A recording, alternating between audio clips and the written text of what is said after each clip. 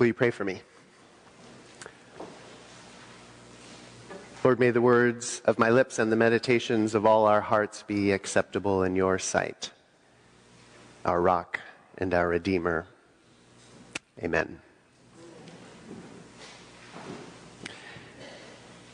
So Easter comes every year, and every year any preacher has at least 4 versions of the Easter story to choose from. There's resources we use that sort of prescribe certain versions for certain years. There's kind of a pattern you go in, but every year, every preacher I know sits down and looks at all 4 of them and kind of asks, prays, what's the right one for this moment? And I think that the right one for every moment is John's, the one that we heard today. It happens to be the one that was prescribed for today, so I'm standing on firm ground in that way. But I would always choose John's one because I just love it. I love the detail that's in it, and I love how human the people in it are, right? So Mary goes to the tomb. She sees it's empty, so she goes and runs and gets the other guys, and immediately the disciples start acting like humans. They start acting like they always do. They run a foot race for no reason. And the guy who's writing the gospel, this is John, the beloved disciple, he wants you to know that he won the race, right? John and Peter are racing, and I won, he says. And by the way, I'm the one that Jesus especially loved. And I'm the one that looked in the tomb first, right? And then Peter looks in the tomb, and then John wants you to be sure to know that Peter looked and saw and didn't understand, right? So he's getting all these pot shots in at Peter through the whole thing. It's so human. And then Mary is so human. She's there, she's broken outside the tomb, and she's weeping, and there's the guy she's longing for right in front of her, and she doesn't recognize him. She does this sort of Benny Hill style double take, right? It's like watching a little kid who's just learning to walk and falls down and sort of bumps their head on the floor. If you're in sort of a mean frame of mind, you might laugh at that. But really, it's just so pathetic, right? The weakness, the inability to cope in that moment, the hope that maybe soon they will grow into a new truth and a new ability, but the pathos of that moment. When she's so broken, she can't even see the one she's longing for in front of her. And then she goes, right? He tells her to go, and she does what he says. She says, I have seen the Lord. And they still don't believe her. If you read on further in the story, it's going to take a lot of convincing before any of them will believe that this thing has happened. And in that way, they are humans like you and me are too. This resurrection thing, this Easter thing, it's impossible, right? It cannot have happened. And so it can seem like believing in the resurrection is some sort of advanced level of Christianity. It's like Christian master level 10, right? Maybe one day you'll believe in the resurrection, but only after you've been a Christian for at least 10 years, gone on 3 international mission trips, sat by one person's bedside as they died, and memorized 20 hymns. Then maybe you'll believe in the resurrection, right? But the truth is, it's actually at the root of all of this. The first Christian writers, for decades and decades and decades after this happened, they didn't say a word about Jesus' life, or about the things he said, or about his birth. All they ever said was, he's alive. All they ever said was, he died and he rose, and therefore. And then they would fill in the words after the therefore. That's all they cared about for decades. It was only all those decades later that people decided that they ought to write down the things that he said and did and the manner of his birth. And even people today who tell me, and I'm sometimes among them telling myself this, who tell me I'm a Christian, but I'm a Christian because I believe Jesus is a great teacher. He's a wonderful model. Because I really believe in the way of life that he created and taught to his disciples. Even people who say that feel compelled to say to me early in the conversation, but I don't believe in the resurrection.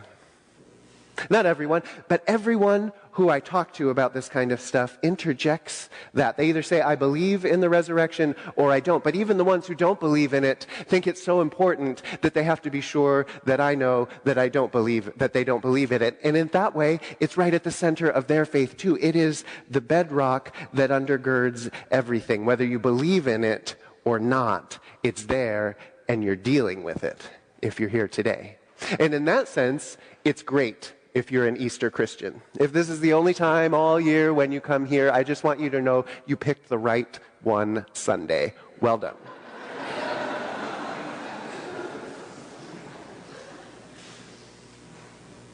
Even people who don't believe in it have to deal with it. And people who do believe in it, well, they tend to base their whole lives on it. But it's tricky because it's impossible, right? It can't have happened. We know that. The disciples knew that. There weren't resurrections left and right in those days, just like there aren't today. And so that's hard to deal with. But there's another thing that I think that really gets our goat about the Easter story, especially in a church like this. And I think the thing that drives us nuts about this story is that there's actually no ethical imperative attached to it. There's no moral demand native to the resurrection. There's all kinds of stuff you could draw from it. There's all kinds of therefores that you can add to it, but you are adding those things, and they might be good, and you might have good reasons for doing it. The reasons may even be based in things that Jesus said earlier in his life, but the story itself does not demand that you do anything, except maybe go and tell that he's alive. And that drives us nuts. Because it's a hard world out there. Because people are hungry, and people are dropping the mother of all bombs, right? People are dying left and right. People are being cruel to one another left and right. And even if you're not suffering some great oppression yourself, there is enough pain in any one household to fill a stadium. You may not be starving to death. You may not be a refugee. You may not be about to die, but still you are hurting. I know you are, because you're alive. Maybe not in every moment. Maybe you're not on the edge of death every second of your life. Maybe every moment of your life is not bad news, although there are some for whom it seems that way. But still, you hurt enough. Just you alone, just what you alone have lived through hurts enough to warrant the resurrection. And if you're like me, you want somebody to tell you what to do about that. How to make it stop hurting, how to make the right choices, how to live a better way, how to take the right step forward, the next right step. And this story does not tell you how to do that.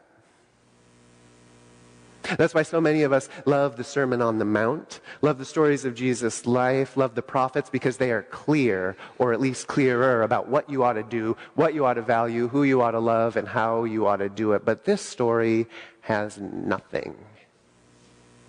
At least nothing native to it, nothing that we don't bring to it ourselves, nothing except go and say what you've seen. And that does not feel sufficient to the pain of the world. And I think that's why we make Easter so big, right? That's why we buy flowers, and that's why we play brass, and that's why we wave banners and have balloons and the biggest songs we can, because the truth is that at its root, the story doesn't seem to be enough. And yet we feel like it is. And so we put all this stuff around it. We make all this noise and all this beauty to make it as large as we can, to convince ourselves that it matters. Because on some level we know it does, even if we can't explain it.